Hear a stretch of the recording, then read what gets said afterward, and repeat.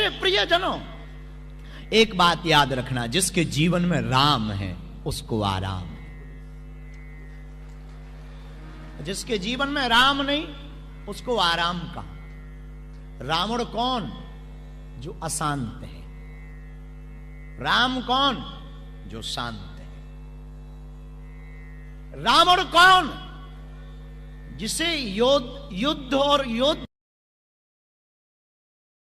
जिसे अयोध्या प्रिय हो। रावण कौन? जो पीते खाते हो। राम कौन? जो केवल।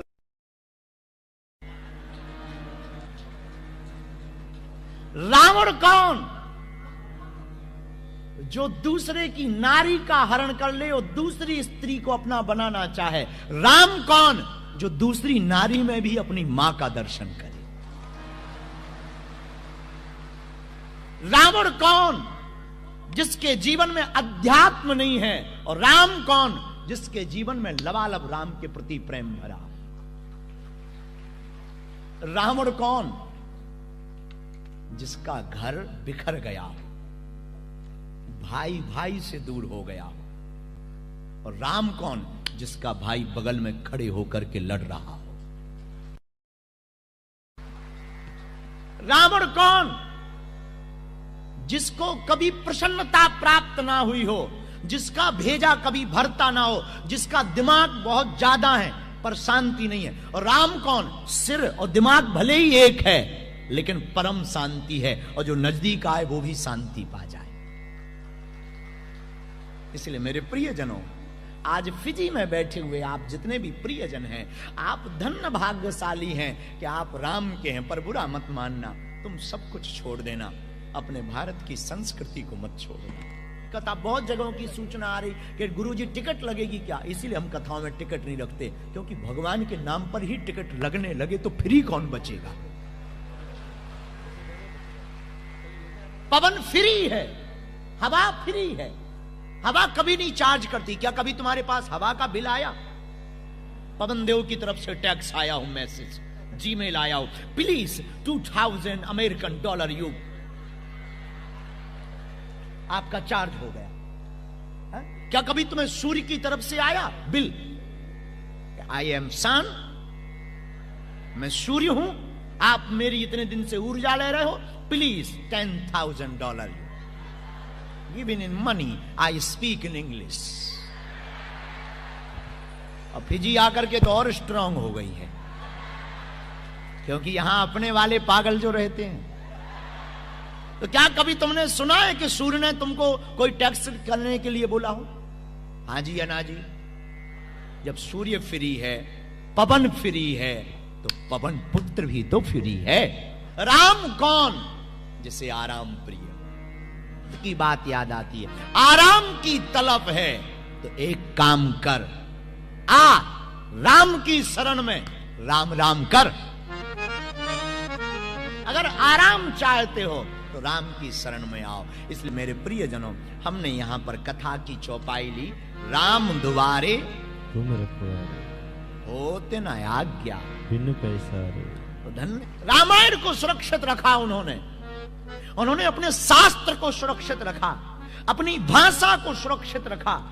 यातना सही, दुत्कारें सही, गन्ने के खेतों में उन्होंने खून बहाया, लेकिन उन्होंने सनातन को नहीं छोड़ा। और तुम लोग इतनी व्यवस्था होने के बाद सनातन को छोड़ दो, ये तुम्हारे ऊपर लानत है।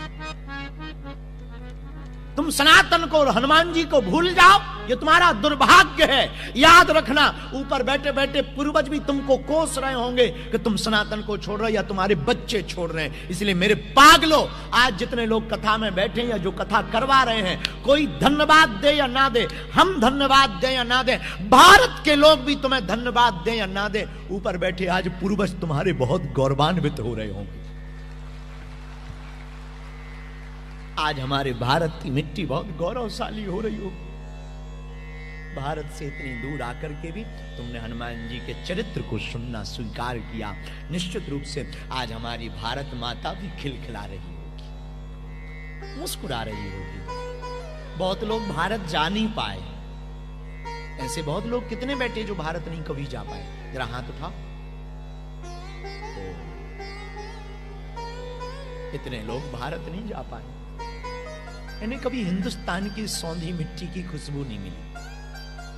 कभी याद करना अपने पूर्वजों को, जहां से तुम्हारे पूर्वज आए वहां की गलियों को याद करना, वो पीपल की छांव, वो बरगद की लटकें, वो सौंधी मिट्टी, वो किसानों के खेत लहलहाते, वो गीत गाना, वो शाम को मंदिरों की घंटी घड़ियाल, वो गौ माता का शाम को चर कर के आना, वो गांव में प्रसन्नता, वो गांव में एकता, वो भारत में भक्ति का प्रसार, वो मंदिरों की गूंजें, वो वेदोच्चारण के वेद मंत्र, वो भारत की गंगा कलकल किलनोद करती हुई बह रही, वो हिमालय की चोटियां, वो चारों धामों का आनंद जिसे तुम्हारे पूर्वज छोड़कर आए। तुम नहीं जा पाए तो क्या हुआ, हम तुम्हारे लिए भारत से एक खबर लेकर आए हैं, कहो तो बताएं। भारत की यही खबर है। लोग हमसे पूछते आप विदेश क्यों जा रहे हैं, सच बोले हमको सनातन से बहुत प्यार है। हम चाहते दुनिया में जहां जहां हिंदू रहते, जहां जहां भारतीय रहते, वहां हम भारत की बात लेकर जाए, वहां हम भारत की चर्चा लेकर के जाएं। और भारत की खबर यह है कि भारत माता ने हमसे कहा, हमारे मन में, तुम जहां भी रहना खुश रहना, तुम जहां रहना खुश रहना। इसलिए प्रियजनों, हम आप सबका स्वागत करते हैं। कल हम आपके फिजी में जो भगवान स्वामी मुरुगन स्वामी का मंदिर है, सुब्रह्मण्यम मंदिर, वहां पर गए कल रात।